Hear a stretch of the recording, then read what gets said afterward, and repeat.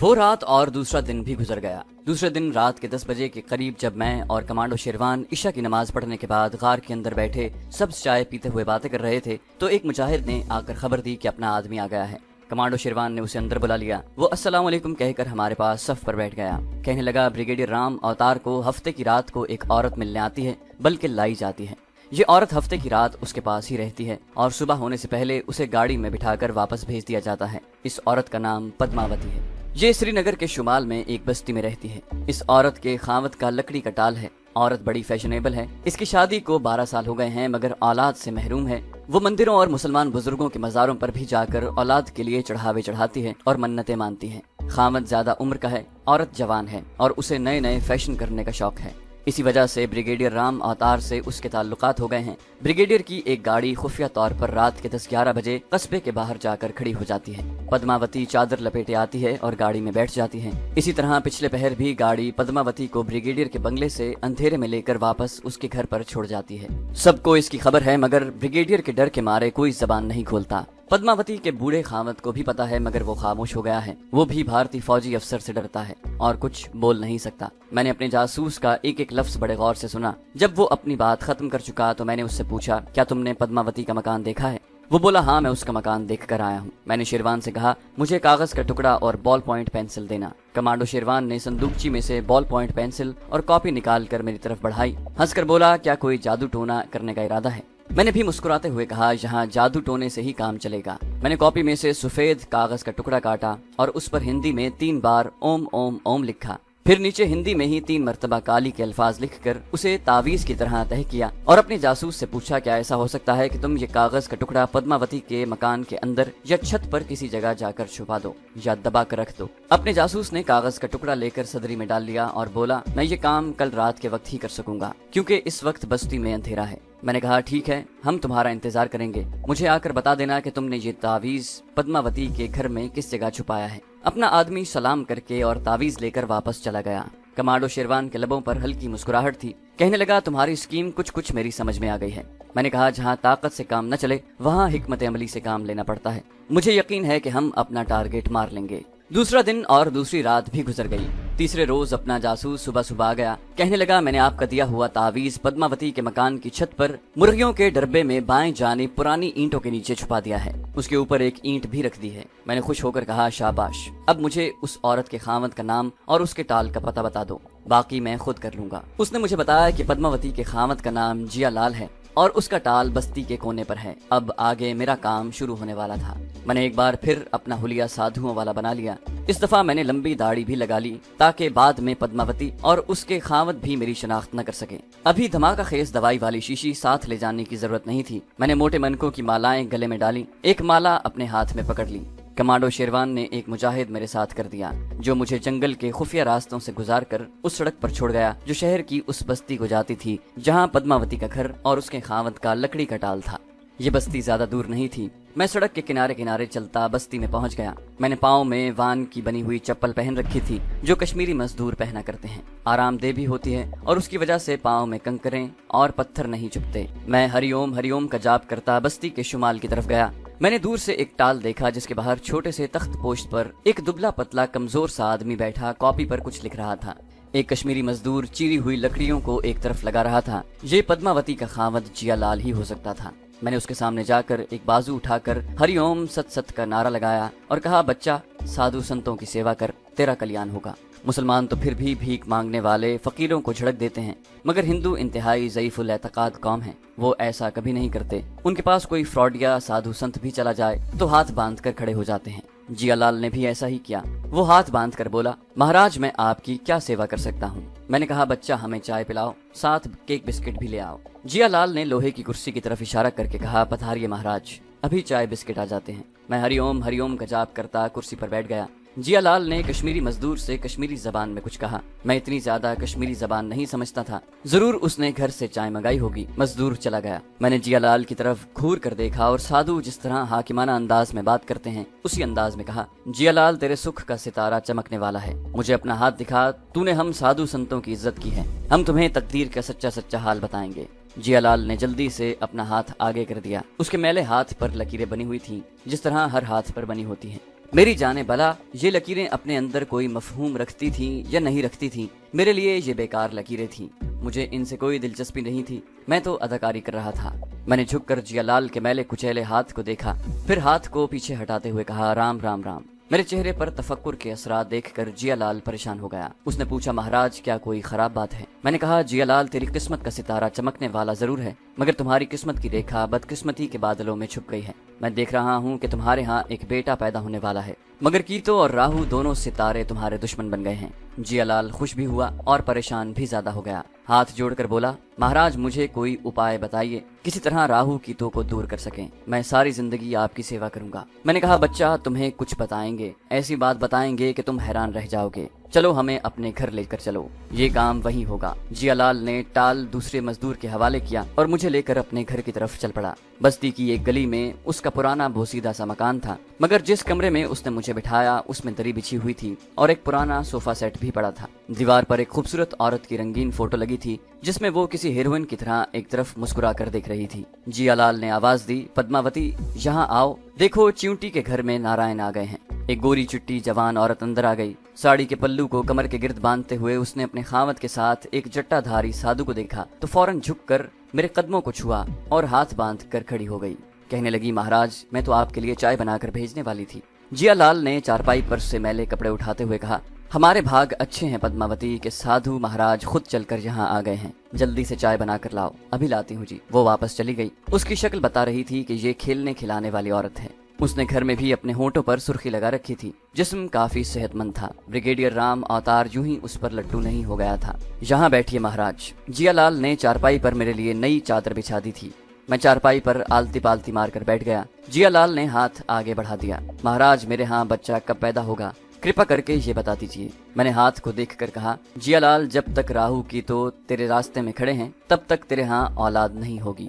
जब ये दोनों दुश्मन मैंने भगा दिए तो तेरे घर लड़का पैदा होगा। और सुन, मैंने उसकी मर्दाना जज्बात की तस्कीन की खातिर कहा, बच्चा तुम्हारी तरह बड़ा खूबसूरत और ताकतवर होगा। जियालाल खुशी से झूम उठा और मेरे घुटने बार बार छूने लगा। इतने में पद्मावती चाय और बिस्किट लेकर आ गई। मैंने उसकी तरफ देखा और कहा, पद्मावती यहाँ सामने आकर बैठ जा। वो साड़ी लपेटती हुई मेरे सामने मूंढे पर खामत के साथ ही बैठ गई। मैंने थोड़ी देर के लिए आंखें बंद कर ली, 3-4 बार हरिओम कहा और फिर आंखें खोलकर छत की तरफ देखा और कहा, जियालाल तुम दोनों पर किसी ने जादू टूना किया हुआ है। मैं देख रहा हूँ कि ऊपर मुर्गियों के डिब्बे के पास ईंटों के ढेर में तुम्हारे दुश्मन ने एक तावीज दबाया हुआ है। चल मेरे साथ ऊपर चल। वो दोनों मेरे साथ छत पर आ गए। वहाँ मुर्गियों के डरबे के पास वाकई एक तरफ ईंटों का ढेर लगा था। मुर्गियां डरबे में शोर मचाने लगी। मैंने जियालाल से कहा, इन ईंटों को हटा कर देखो, तावीज यहीं कहीं होगा। जियालाल और पद्मावती ईंटों को इधर उधर हटाने लगे। एक ईंट के नीचे से मेरे जासूस का दबाया हुआ और मेरे हाथ का लिखा हुआ तावीज निकल आया। वो दोनों हैरान रह गए। मैंने कहा, इसे खोल कर देखो और पढ़ो इस पर क्या लिखा है। जियालाल ने तावीज खोलकर पढ़ा और खौफ के मारे कांपने लगा। महाराज ये तो काली देवी का टोना है, मैं तो बर्बाद हो जाऊंगा महाराज। मैंने तावीज उसके हाथ से ले लिया। जियालाल हम किस लिए यहाँ आए हैं, हम तुम्हें बर्बाद नहीं होने देंगे, नीचे आ जाओ। पद्मावती भी परेशान थी। हम नीचे कमरे में आकर बैठ गए। मैंने पद्मावती से कहा, पद्मावती मेरे लिए चाय बनाओ। फौरन उसने मेरी प्याली में सब्ज चाय डाली और मुझे पेश की। जियालाल ने बिस्किटों की थाली आगे कर दी। मैंने एक बिस्किट खाया, चाय के 2 घूंट पिए और प्याली रख दी। जियालाल माचिस मंगवाओ। उसने पद्मावती से कहा, जल्दी से माचिस लेकर आओ। वो दौड़ कर गई और माचिस ले आई। मैंने एक हाथ में तावीज वाला कागज पकड़ा और जियालाल से कहा, अपने हाथ से माचिस जलाकर इस कागज को आग लगा दो। जियालाल ने तीली जलाकर कागज के कोने को आग लगा दी। मैंने जलता हुआ कागज खाली थाली में रख दिया। जब सारा कागज जल गया तो मैंने पद्मावती की कमर को थपथपा कर कहा, पद्मावती खुश हो जा, भगवान ने तुम पर कृपा कर दी। तेरे घर की सारी बलाएं जलकर राख हो गई हैं। अब तेरे यहाँ एक चंद्रमा जैसा बच्चा पैदा होगा। पद्मावती के लिए ये 2 खुशखबरियां थीं। वो तो खुशी से निहाल हो गई और मेरे कदमों पर सर रख कर फरते मुसर्रत से रोने लग गई। मैंने एक बार फिर उसकी कमर में हाथ फेरा और कहा, तुम्हें तो खुश होना चाहिए पगली, तेरे सारे दुख दर्द दूर हो गए हैं। मैंने महसूस किया कि उसने ब्लाउज के नीचे कुछ नहीं पहना हुआ था। एक बार फिर मेरे दिल में ख्याल आ गया कि ब्रिगेडियर राम अवतार यूं ही इस औरत पर लट्टू नहीं हुआ। मैंने अपना सिक्का उन दोनों पर बिठा दिया था।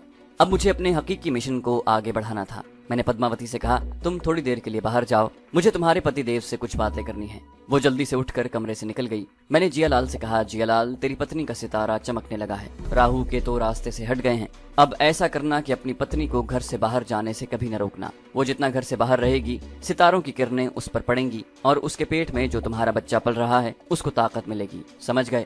बेचारा जियालाल कहने लगा, महाराज मैंने तो पद्मावती को कभी कहीं जाने से नहीं रोका। दिन हो चाहे रात हो, वो जहाँ जाना चाहती है मैं उसे कभी नहीं रोकता। बस इस पर अमल करते रहना। अब ये बात पद्मावती को मत बताना। कभी नहीं बताऊंगा। भगवान तेरी कृपा है। मैंने जियालाल से कहा, अब तू दूसरे कमरे में चला जा और अपनी पत्नी को अंदर भेज दे। मुझे उसके साथ एक जरूरी बात करनी है। जा, चला जा। जियालाल हाथ जोड़ता हुआ कमरे से निकल गया। दूसरे लम्हे उसकी पत्नी पद्मावती अंदर आ गई। उसने भी हाथ बांधे हुए थे। मैंने कहा, यहाँ मेरे पास आकर बैठ जा नारी। मैं बिल्कुल हिंदुओं के साधुओं की तरह हाकिमाना अंदाज में बोल रहा था। अगर इस तरह न बोला जाए तो उन लोगों पर कोई असर नहीं होता। पद्मावती चारपाई पर मेरे बिल्कुल साथ लगकर बैठ गई। उसका गर्म गुदास जिस्म बिल्कुल मेरे साथ लगा हुआ था। मैं पद्मावती के इस तरह साथ लगकर बैठने से समझ गया कि वो इस बात के लिए बिल्कुल तैयार है जो मेरे उसूल के खिलाफ थी और जिसे मैं पसंद नहीं करता था। लेकिन मेरे जज्बात में हलचल जरूर पैदा हो गई थी। पद्मावती के गुदास बदन ने मेरे जज्बात में जो हैजान पैदा किया था उसे मैंने अपनी ताकत से फतह कर लिया। याद रखें, दूसरों को फतह करने वाला फातेह होता है, मगर अपने आप को फतह करने वाला इंसान अजीम होता है। मैंने पद्मावती को बिल्कुल न कहा कि परे हटो। अब इसकी जरूरत नहीं थी, क्योंकि मुझ पर उस वक्त जो हमला हुआ था उसको मैंने जवाबी हमले से पसपा कर दिया था। मैंने पद्मावती का जिस्म अपने जिस्म के साथ लगा रहने दिया और उसको मुखातिब करते हुए अपने टारगेट पर अटैक किया। पद्मावती, मेरी बात गौर से सुन। पद्मावती ने हाथ जोड़ दिए। मैंने कहा, तेरी कोख से बहुत जल्द एक चंद्रमा जैसा बच्चा होगा। देवताओं ने तुम्हें ये खुशखबरी देने के लिए मुझे भेजा है। पद्मावती ये सुनकर इतनी खुश हुई कि उसकी आंखों में आंसू आ गए। उठकर मेरे कदमों में बैठ गई। फिर मेरी तरफ देखकर बोली, मगर महाराज मेरा खावंद मर्द नहीं रहा। मैंने मुस्कुराकर उसके सर पर हाथ रखकर कहा, मूर्ख नारी, ये बच्चा तेरे खावंद से नहीं बल्कि उस मर्द से पैदा होगा जिसके पास तू हर शनिवार की रात को जाती है। पद्मावती ने शर्म के मारे गर्दन नीचे कर ली, दोनों हाथों से मेरे पांव पकड़ लिए और रोकर कहा, महाराज मुझे क्षमा कर दें। मैंने कहा, मूर्ख नारी, भगवान की मर्जी से ऐसा हो रहा है। देवताओं की यही मर्जी है कि तेरा बच्चा राम अवतार से हो, लेकिन इसके लिए तुझे एक शर्त पूरी करनी होगी। बोल, क्या देवताओं की शर्त पूरी करने के लिए तैयार है? पद्मावती ने कहा, महाराज आप हुक्म करें, कौन सी शर्त है? मैं अपने बच्चे की खातिर हर शर्त पूरी करने के वास्ते तैयार हूँ। अब मेरा रास्ता साफ हो गया था। मैंने कहा, तुझे देवताओं के मान सरोवर लाया हुआ जल राम अवतार को पिलाना होगा। उसे ये जल पिलाओगी तो तेरे बतन से चांद जैसा बच्चा जन्म लेगा। उसके बगैर चाहे तो सारी उम्र दुनिया के सारे मर्दों से मिलती रहोगी, तेरी कोख हरी नहीं होगी। पद्मावती बोली, महाराज मुझे ये पवित्र जल कहाँ से मिलेगा? मैं चाहे कुछ हो जाए ये जल लाकर राम अवतार को पिलाऊंगी। मैंने कहा, तू बड़ी खुशकिस्मत है पद्मावती, देवताओं के मान सरोवर का ये जल मेरे पास मौजूद है। मैं कल इसी वक्त ये जल लाकर तुम्हें दे दूंगा, मगर एक और शर्त है। वो क्या महाराज? मैंने कहा, इसका जिक्र किसी से मत करना, अपने खावंद और ब्रिगेडियर राम अवतार से भी न करना। अगर तूने किसी से जिक्र कर दिया तो गंगा जल का सारा असर खत्म हो जाएगा और तू बांझ की बांझ ही रहेगी। उसने हाथ बांध कर कहा, महाराज मेरी जबान जल जाएगी अगर मैं किसी और से इसका जिक्र करूं।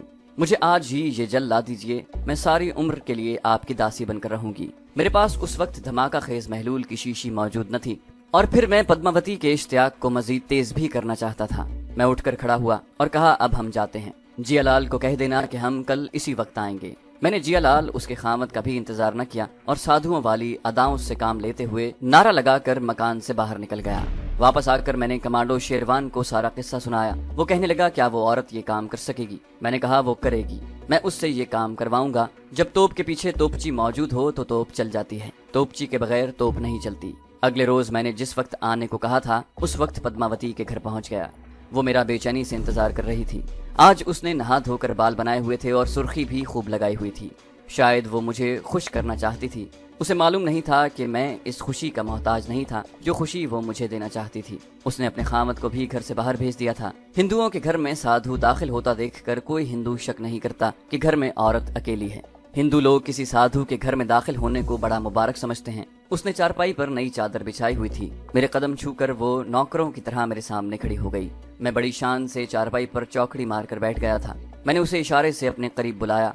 पद्मावती सुधाए हुए जानवर की तरह जल्दी से मेरे करीब आकर मेरे कदमों में जमीन पर बिछी हुई दरी पर इस तरह बैठ गई कि उसने अपने दोनों हाथ मेरे घुटनों पर रखकर सर भी मेरे घुटनों से लगा दिया। मैंने कहा, पद्मावती सर ऊपर उठा और हम तुझे जो कुछ कहें उसे गौर से सुन और हम जिस तरह कहें उसी तरह करना।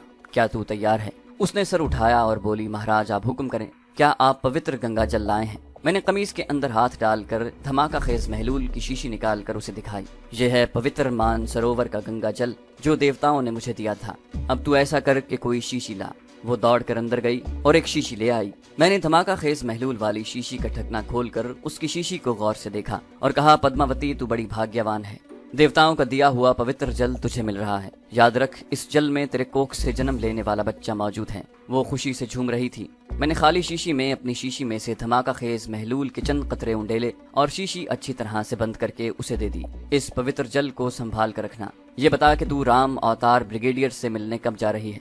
पद्मावती ने शर्माते हुए कहा, महाराज कल शनिवार है, कल रात को जाऊंगी। मैंने कहा, अब मैं तुम्हें बताता हूँ कि तुम्हें क्या करना है। वो हमतन गोश हो गई। मैंने कहा, पहले ये बता कि तू किस वक्त राम अवतार की कोठी से वापस आती है। बात असल में ये थी कि मैं नहीं चाहता था कि ब्रिगेडियर राम अवतार के साथ ये बेगुनाह औरत भी मारी जाए। मैं उस हिंदू का दुश्मन था और वो हिंदू मेरा दुश्मन था जो मुसलमानों पर जुल्म सितम कर रहा था, जिसने कई कश्मीरी मुजाहिदीन को अजियतें दे देकर शहीद कर दिया था। ये हिंदू जुल्म सितम कर रहा था। ये हिंदू औरत बेगुनाह थी। ये मेरी दुश्मन नहीं थी। मुझे मालूम था कि जिस वक्त ब्रिगेडियर राम अवतार के मेदे में ये महलूल चला जाएगा तो उसके ठीक 10 मिनट बाद उसका जिस्म धमाके से फट जाएगा और उसके पास जो कोई भी बैठा हुआ या लेटा हुआ होगा वो भी धमाके में खत्म हो जाएगा। इसलिए मैंने पद्मावती से ये सवाल पूछा था कि वो किस वक्त ब्रिगेडियर की कोठी से वापस आती है। मैं चाहता था कि ब्रिगेडियर को यह महलूल पे लाने के 10 मिनट के अंदर अंदर पद्मावती वहाँ से जा चुकी हो। मेरे आगे पद्मावती की शर्म काफी हद तक दूर हो गई थी। कहने लगी, महाराज दिन निकलने से पहले पहले मैं ब्रिगेडियर साहब के बंगले से वापस आ जाती हूँ। मैंने झूठ मूठ कुछ सोचते हुए कहा, तुम्हारे ब्रिगेडियर को भी पता नहीं चलना चाहिए कि तुमने उसे देवताओं का पवित्र जल दिया है। अगर उसे मालूम हो गया तो तेरे हमल नहीं ठहरेगा, तेरे यहाँ बच्चा जन्म नहीं लेगा। वो हाथ बांध कर बोली, महाराज मैं इसे बिल्कुल नहीं बताऊंगी, कभी नहीं बताऊंगी। मैं चुपके से पानी में उसे पिला दूंगी। मैं आहिस्ता आहिस्ता रास्ता साफ करता हुआ अपने टारगेट पर पहुंच रहा था। असल में मैं इस औरत की जान बचाना चाहता था। मैंने नफी में सर हिलाया और कहा, नहीं नहीं। वो डर गई और बोली, क्या हुआ महाराज, क्या मुझसे कोई गलती हो गई है? मैंने जलाल में आकर कहा, ये जल पानी में तुम उसे पिलाओगी तो इसका असर आधा रह जाएगा। ये बताओ, क्या ब्रिगेडियर सोमरस पीता है? सोमरस जो देवता भी पीते हैं। पद्मावती सोमरस को न समझ सकी। मैंने फौरन कहा, क्या ब्रिगेडियर राम अवतार शराब पीता है? वो डरकर बोली, हाँ महाराज, वो शराब रात को भी पीता है और सुबह उठकर भी पीता है। उसने मुझे बताया था कि मैं सुबह उठने के बाद भी थोड़ी सी पी लेता हूँ। मैंने कड़क कर कहा, बस ये ठीक है। मूर्ख नारी, देवता तुमसे खुश हैं, इतने खुश हैं कि उन्होंने तेरे लिए पहले से सारा इंतजाम कर रखा है। अब मेरी बात गौर से सुन। रात को जब शराब पीने के बाद ब्रिगेडियर सो जाए तो तुमने उठकर उस बोतल में ये गंगा जल के कतरे मिला देने हैं जिसमें से राम अवतार ने सुबह उठकर थोड़ी सी शराब पीनी है। बस वो सुबह उठेगा, बोतल में से शराब के 2 घूंट पिएगा और देवताओं की मर्जी पूरी हो जाएगी और अगले बरस तेरी गोद में चांद जैसा बच्चा खेल रहा होगा। पद्मावती ने मेरे जानों पर सर रख दिया और आहिस्ता आहिस्ता सिसक सिसक कर रोने लगी। औरत वाकई माँ के रूप में अपनी तमाम ताकतों के साथ, अपनी तमाम मोहब्बतों और शफकतों के साथ जाहिर होती है। माँ का जौहर उसके खून में गर्दिश करता है। मैंने उसका सर उठाया और कहा, अब रोना धोना बंद कर और खुश हो जा। तेरी गोद देवताओं ने हरी कर दी है। जा इस शीशी को संभाल कर रख। कल जब तू ब्रिगेडियर के बंगले पर जाएगी तो इसको संभाल कर अपने साथ ले जाना और रात को जब राम अवतार गहरी नींद सो रहा हो तो उठकर उस शराब की बोतल में ये सारा पवित्र गंगा जल उंडेल देना। फिर भगवान का करिश्मा देखना। अब खुश हो जा, भगवान ने तेरी नस्ल जारी कर दी है। खुदा जाने पद्मावती को क्या हुआ कि वो मेरे कदमों से चिमट कर ऐसा रोने लगी कि ना उसके आंसू थमते थे, ना वो मेरे पाँव से अलग होती थी। मैंने बड़ी मुश्किल से उसे अलग किया और चारपाई से उठकर कहा, पद्मावती अगर तू ज्यादा रोना धोना करेगी तो सारा काम खराब हो जाएगा। वो जल्दी से अपने आंसुओं को पोंछ कर बोली, नहीं नहीं महाराज, मैं अब कभी नहीं रोऊंगी। मैं दरवाजे की तरफ बढ़ा। वो मेरे पीछे पीछे चली आ रही थी। मैं दरवाजे के पास रुक गया। मैंने उसके कंधे पर हाथ रखकर कहा, याद रखना, इसका जिक्र न अपने पति से करना, न राम अवतार से करना। अगर तूने पूरी राजदारी से काम लिया तो बहुत जल्द एक बेटे की माँ बन जाएगी। पद्मावती कहने लगी, महाराज ऐसा ही होगा, ऐसा ही होगा। मैं इस राज को राज ही रखूंगी। बस मेरे होने वाले बच्चे का जीवन है। शाबाश, अब तू आराम कर, हम भी जाते हैं। हम परसों तेरे पास आएंगे और मालूम करेंगे कि क्या तूने सारी शर्तें पूरी करते हुए राम अवतार को गंगा जल दिया है। अलख निरंजन। और मैं पद्मावती के मकान से निकलकर गली में आ गया। परसों मेरे पद्मावती के घर में जाने का सवाल ही पैदा नहीं होता था। मैं दिल में ये दुआ मांग रहा था कि खुदा करे कि कश्मीरियों का दुश्मन कस्साब ब्रिगेडियर राम अवतार का जिस्म धमाके से फटते वक्त ये औरत वहाँ मौजूद न हो। एक बात यकीनी थी कि अगर ये औरत ब्रिगेडियर राम अवतार के बंगले से वापस आ भी जाती है तो राम अवतार की अजियतनाक मौत के बाद इंटेलिजेंस वाले उसे जरूर पकड़ कर ले जाएंगे। और उससे जबरदस्त पूछगिछ करेंगे, क्योंकि रात को यही औरत ब्रिगेडियर के बेडरूम में मौजूद थी और फौजी गाड़ी उसे लेकर आती और वापस जाती थी। मुझे यकीन था कि पद्मावती की जान बच जाएगी, मगर वो मिलिट्री इंटेलिजेंस को ये जरूर बता देगी कि उसको एक साधु ने गंगा जल दिया था कि इसको राम अवतार की शराब की बोतल में मिलाकर पिला देना, तेरे यहाँ बच्चा पैदा होगा। मिलिट्री इंटेलिजेंस वाले उस औरत से जरा सा तशद्दुद के बाद ये राज उगलवा लेंगे। उसके साथ ही राम अवतार की बोतल में पड़ी हुई शराब का केमिकल तज्जिया शुरू हो जाएगा। लेकिन गुल खान ने ये महलूल कुछ ऐसे फार्मूले की रहनुमाई में तैयार किया था कि अगर इसका तज्जिया अमेरिका की जदीद तरीन लेबॉर्ट्री में हो तो मुमकिन था कि कुछ सुराग मिल जाए। लेकिन श्रीनगर की फौजी लेबॉर्ट्री में ये पता नहीं चल सकता था कि शराब में धमाका खेज मवाद शामिल हैं। ये गुल खान का फन कमाल था।